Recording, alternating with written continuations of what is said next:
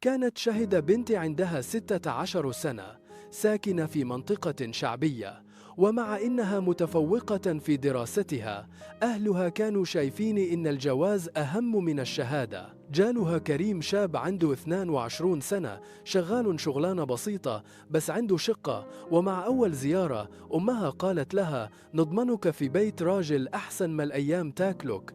رغم إنها كانت عايزة تكمل تعليمها، خافت تقول لا واتجوزت. في الأول كل الناس كانوا بيباركوا، لكن بعد 6 شهور بدأت تشوف وش كريم الحقيقي. غيرته كانت خانقة، بيشك فيها من غير سبب، وبيمنعها تزور أهلها، وبيتدخل في لبسها وكلامها وتليفونها. هي سكتت وافتكرت إنها ست بيت لازم تتحمل، بس الحمل كبر لما اكتشفت إنها حامل. خلفت ملك بنتها الوحيدة وهي عندها 17 سنة. كبرت وهي بتحاول تكون وهي لسه طفلة. وكريم اتغير أكتر، بقى بيرفع إيده عليها، وأوقات يبات برا البيت بحجة الشغل.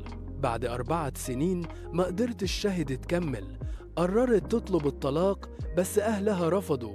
عيب تطلقي، استحملي عشان بنتك. لكن هي ما كانتش شايفة أمل، اتطلقت، وبنتها كانت وقتها 3 سنين. بدأت تشتغل وتنظف بيوت عشان تصرف، لكن أهل كريم خدوا البنت منها بحكم المحكمة، وقالوا: أنت غير مستقرة، مش هتنفعي شهد انهارت. مرت سنين وملك كبرت، وهي ما تعرفش غير اللي حكاوه لها جدتها عن أمها.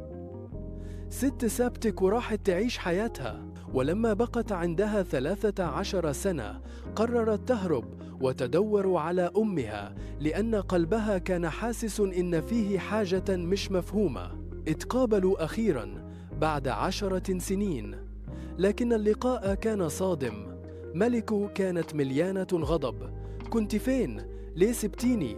كنت بتجري ورا نفسك. وشهد ما عرفتش ترد، كانت دموعها هي الرد الوحيد. لكن القصة ما خلصتش هنا. ملك دلوقتي عندها 17 وخطيبها عنده 26، وجدتها بتضغط عليها تتجوز، وهي واقفة في نفس المفترق اللي أمها وقفت فيه. بس المرة دي كان عندها إجابة: أنا مش هعيد نفس القطر. الجواز مش هدف، الجواز قرار، واللي فاتني مش لازم يفوتني تاني.